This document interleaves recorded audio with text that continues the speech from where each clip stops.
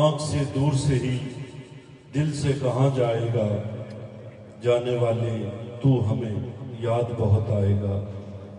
میں دعوت دیتا ہوں پروفیسر سعید صاحب کو کہ آپ سٹیج پہ آئیں اور سالار جمہوریت کو خراج عقیدت پیش کریں۔ جناب پروفیسر سعید صاحب، شعبہ سیاست۔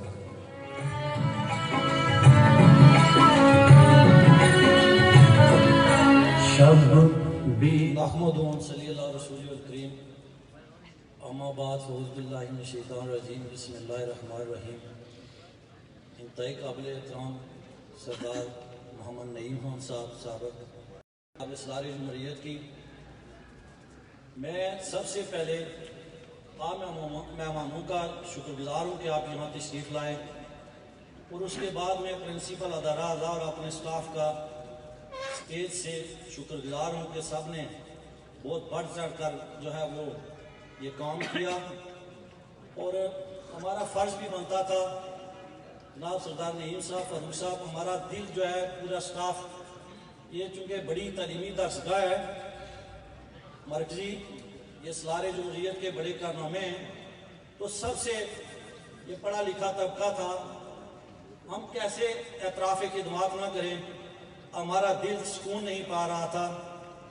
معزز امین جو آتا ہے وہ چلا جاتا ہے، ہم نے بھی جانا ہے، کب جانا ہے، کس وقت جانا ہے، یہ کسی کو کوئی پتہ نہیں ہے، لیکن کچھ لوگ ایسے ہوتے ہیں کہ اس نکیال کی دھرتی میں بھی پیدا ہوا، آپ سب بھی پیدا ہوئے، سردار فتح محمد صاحب بھی پیدا ہوئے، سردار سکندر یاد صاحب بھی پیدا ہوئے، لیکن کچھ لوگوں سے کام اللہ تبارک و تعالیٰ کی ذات ایسے لے لیتی ہے کہ وہ صدیوں بلائے نہیں جا سکتے۔ میں بالکل سرمد حفیظ نے ٹھیک کہا کہ ایک تاریخ بنتی جا رہی ہے اور زندگی کا کوئی پتہ نہیں۔ میں آج سب سے پہلے اگر اس گھر کے سب سے بڑے سردار فتح محمد خان کلیلوی کا نام نہ لوں تو بھی یہ زیادتی ہوگی۔ شکر گزار ہیں ہم ان کے کہ وہ سروس چھوڑ کر انہوں نے 1934 میں جو ہے وہ 32 میں ڈوگرا کی جو ہے یہاں سے وہ چنگیاں جلائیں، تحریک شروع کی، اور پھر 1934 میں وہ اس وقت کی اسمبلی میں حصہ لیا، 1947 میں ممبر بنے، اور اس تسلسل کو بعد میں معزز امین آپ جانتے ہیں کہ یہاں جو صدور بعد میں جو نظام آیا آزاد کشمیر میں، وہ صدارتی نوعیت کا تھا، اور بی ڈی ممبر بلدیاتی جو نمائندگان تھے وہ ووٹ ڈالتے تھے، تو پہلی بار جو ہے وہ 70 میں پارلیمانی انتخابات ہوئے۔ میں جب سالار اپنے حوض نکیال پہ تشریف لاتے تو ان کی محفل میں بیٹھنے کے لیے، کیونکہ جب ہم سنتے کہ باہر سے اب وہ باہر بیٹھے ہیں، لوگ ان کی محفل میں بیٹھے ہیں، تو اکثر یہ عادت تھی کہ میں بھی چلا جاتا تھا۔ ایک دو بار ایسا ہوا کہ انہوں نے اپنی 70 کی کہانی سنائی، وہ میں تھوڑی سی آپ کے سامنے رکھنا چاہتا ہوں، شاید ٹائم کی قدر ہے، کہ وہ کوئی بالکل ایک امیر خاندان میں پیدا نہیں ہوئے۔ سردار صاحب ایک دفعہ فرما رہے تھے کہ میں یہاں سے مینڈر گیا اور مینڈر سے مجھے راول پنڈی جانا تھا، راول پنڈی میں سفر کر کے راولہ کوٹ سے پیدل جب کوٹے پہنچا تو وہاں سے ٹرک ملا، تو وہاں سے بیٹھ کر جو ہے وہ راول پنڈی پہنچا۔ میں نے خود ان کی یہ بات سنی، اس لیے میں کہہ رہا ہوں، ٹرک پہ بیٹھ کر جو ہے وہ راول پنڈی پہنچا۔ میں کس طرح تعمیر و ترقی کو جو ہے نا وہ یہاں یہ تعمیر و ترقی کا کام نہ کروں۔ پھر دوسری انہوں نے 70 کے انتخاب کی یہ بھی بات بتائی کہ میں اور زردار صاحب کناگ والے، وہ آپ جانتے ہیں ملک برادری سے شاید تعلق ہے ان کا، آیا ہو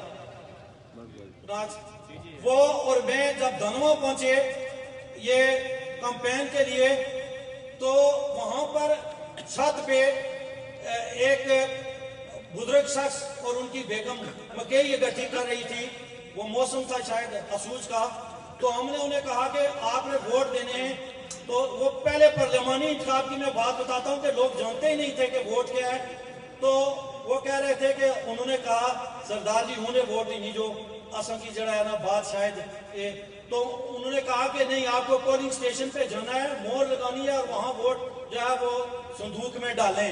یہ تھی حالت. پھر اگلی بات جو انہوں نے سنائی یہ میں آپ سے اس لیے میں عزیز بچوں کے سامنے بھی رکھتا ہوں اور شاید کسی کو یہ پتا ہو یا نہ ہو کیونکہ میں نے ان کی زبانی یا اس محفل میں کیونکہ بیک سیٹ پہ ہم بیٹھ جاتے تھے اور بڑی غور سے ان کی باتیں سنتے تھے پتا تھا کہ یہ بہت قیمتی باتیں ہیں. وہ یہ شاید حلقہ انتخاب کھلٹا تک تھا. کہتے یہ ہیں کہ یہ جو پشاوری چپل ہوتی ہے یہ میں نے پہنی ہوئی تھی اور گزرتے ہوئے پیدل سڑکیں تو نہیں تھی نا تو پیدل گزرتے ہوئے میری وہ چپل ٹوٹ گئی تو کچھ میں کوئی اس کو آگے لے کر تھوڑا سا گیا تو آگے ریپیئر کرنے والا بندہ بیٹھا تھا. میں نے اس کو وہ چپل دی تو اس نے ایسی میخ لگائی کہ میرا پاؤں بڑا تھا. جب میں وہ پہننے لگا تو میرا پاؤں وہ بہت تنگ تھی. تو میں نے کہا آپ نے یہ کیا کر دیا تو وہ کہنے لگے والد محترم کو بڑا سردار کہتے تھے تو مجھے چھوٹا سردار نام کہہ کر کہتے تھے. تو اس نے کہا چھوٹے سردار جی میں نے میخ لگا دی میرا کام میخ لگانا تھا پہننا آپ کا کام ہے. تو انہوں نے کہا کہ بات یہ ہے کہ صدر کے انتخاب کی میں نے اس طرح کمپین کی. میں یہ کہتا ہوں کہ جو مقام ملتا ہے وہ واقعہ ہی میں سمجھتا ہوں کہ وہ بڑی محنت سے ملتا ہے. یہ کوئی آسان کام نہیں ہے. اب میں آتا ہوں تھوڑا سا ان کی تعمیر و ترقی کے حوالہ سے. تعمیر و ترقی میں تو بریگیڈیئر حیات نے ابتدا کی لیکن اعلیٰ پائے کی ترقی سردار سکندر حیات خان کے نام ہے. یہ جو کالج جس میں ہم بیٹھے ہوئے ہیں اس کی ابھی دکانیں لوگوں کی بنی ہیں. یہاں کالج دیا یہ جگہ خریدی اور اس کا رقبہ جو ہے کالج کے نام اسٹیڈیم کا رقبہ اس کا بندوبست کرنا PWD ریسٹ ہاؤس کا بندوبست کرنا کلنجر ریسٹ ہاؤس کے لیے رقبہ اویل کرنا گرلز کالج کے لیے رقبہ اویل کرنا. حضرات گرامی اب ہم میں شاید ہی کوئی ایسا انسان ہو.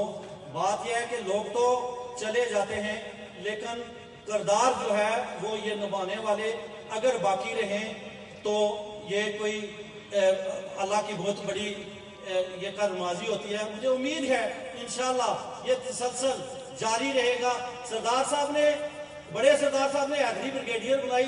ان کی حیدری بریگیڈیئر جب ریگولر فورس میں آئی تو نشان حیدر ملا. جب سردار سکندر حیات صاحب نے سیاست اب ایک اور بات یہ کہ 70 کا انتخاب آپ لڑے آپ 85 کا انتخاب لڑے اور پھر 2001 کا 91 میں لڑے وہ صدر بن کے چھوڑ دیا سردار نعیم صاحب جو ہے وہ. تو 3 انتخاب لڑ کر 2 بار وزیر اعظم 2 بار صدر بنے اور مرحوم ذوالفقار علی بھٹو شہید سابق وزیر اعظم کی بیٹی وہ بھی وزیر اعظم اس کی اسٹیٹمنٹ اخبار میں پڑھی کہ واہ سردار صاحب کبھی آپ صدر ہوتے ہیں اور کبھی آپ وزیر اعظم ہوتے ہیں. یہ کیسا شخص ایسے شخص کیا جو ہے وہ اعتراف خدمات کرنا ہم کیسے نہ کریں. یہ کیسے ہو سکتا ہے کہ ہم بھول جائیں ان کو. یہ نہیں ہو سکتا. یہ نئی نسل کو بھی ہم پیغام ہر روز یہاں دیتے ہیں کہ ان لوگوں کے نقشے قدم پر چلا جائے. میں ایک بات بھول نہ جاؤں. میں گزارش کروں گا سردار فاروق سکندر صاحب سردار نعیم صاحب آپ سے کہ سرکاری سطح پر یا غیر سرکاری سطح پر ایک ایسا ادارہ ضرور ہونا چاہیے جو ان بڑے لوگوں کی خدمات کو وہ کتابچے کی صورت میں وہ آڈیو ویڈیو کی صورت میں وہ ریکارڈ رکھیں تاکہ نئی نسل ان کے فٹ سٹیپ پر چل سکے. یہ آپ کو یہ اب میں یہ کہتا ہوں کہ ان کی خدمات کی تسلسل کو اگر کوئی پائے تکمیل تک پہنچانے کے لیے پرعزم ہوگا تو وہ آزاد کشمیر کی سیاست میں اپنا نام پھر روشن کر دے گا. مثال دیتا ہوں میں آپ کو کہ سردار سکندر حیات صاحب سی پیک سے یہ پاکستان سے حصہ مانگ رہے تھے کہ یہ جو سڑک منصیرہ سے ہوتی مظفر آباد سے گزر کر یہ راولا کوٹ سے ہوتی ہوئی کوٹلی سے ہوتی ہوئی بھیمبر تک جائے. میں موجودہ قیادت سے میرا کوشچن ہے کہ آپ کو کیا ہے یہ مطالبہ کرتے ہوئے آپ کو کیا رکاوٹ ہے مجھے یہ بتائیں. وہ بے باک بات کرنے والے وہ ناڈر سیاستدان وہ کسی کے سامنے جھکنے نہیں. سیاسی جماعتیں میں نے تو ان کی محرونی محنت دیکھی وہ کسی سیاسی جماعت کے محرونی محنت نہیں تھی. تو اللہ تبارک و تعالیٰ نے ہمارا تو یہ ہے کہ ہم تو یہ مانتے ہیں کہ آپ تو یہ تھا کہ ہم سے حق ادا نہ ہوا وہ غلطیاں انسانوں سے ہوتی رہتی ہیں، لیکن میں یہ کہتا ہوں کہ ان اطراف خدمات کی روشنی میں ہمیں آج کی یہ اس طرح کی محفل سجانی چاہیے، اجتماع کرنا چاہیے، اور ہمیں سوچنا چاہیے کہ اس ترتیب میں یہ جو اس طرح کی اعلیٰ شخصیات پیدا ہوئی ہیں، اس تسلسل کو ہم کیسے جاری و ساری رکھ سکیں گے، کیسے جاری و ساری رکھ سکیں گے، یہ ہمیں سوچنا ہے، یہ ہماری ذمہ داری ہے۔ حضرات گرامی، بات یہ ہے کہ لوگ جو ہے، یہ بچے جس طرح ایک امتحان میں بیٹھتے ہیں، امتحان میں وہ ٹاپ جو کرتا ہے نام اسی کا ہوتا ہے۔ میں آخر پر چونکہ ٹائم کی پابندی ہے، میں گنگناہٹ رکھتا نہیں، لیکن میں یہ بات ابن انشاء کی ہے کہ چونکہ یہاں سے سردار صاحب اس شہر کو چھوڑ چکے ہیں، اس جگہ کو چھوڑ چکے ہیں، تو وہ کہتے ہیں کہ یہ کس نے کہا تم کوچ کرو، باتیں نہ بناؤ، انشاء جی، انشاء جی، یہ شہر تمہارا اپنا ہے، اسے چھوڑ نہ جاؤ، انشاء جی، انشاء جی۔ وہ ایک روز تو کیا، وہ حشر تلک رکھے گی کھلا دروازے کو، ایک روز تو کیا، وہ حشر تلک رکھے گی کھلا دروازے کو، تم لوٹ کے گھر کب آؤ گے، سجنی کو بتاؤ، انشاء جی۔ ایک قتیل کی یہاں بات نہیں، کہیں عالی ہے کہیں سائر ہے، تم اپنے پرانے یاروں سے دامن نہ چھڑاؤ، انشاء جی، انشاء جی۔ میں انہی الفاظ پر ختم کرتا ہوں، وآخر دعوانا الحمدللہ۔ جزاک اللہ پروفیسر سعید صاحب۔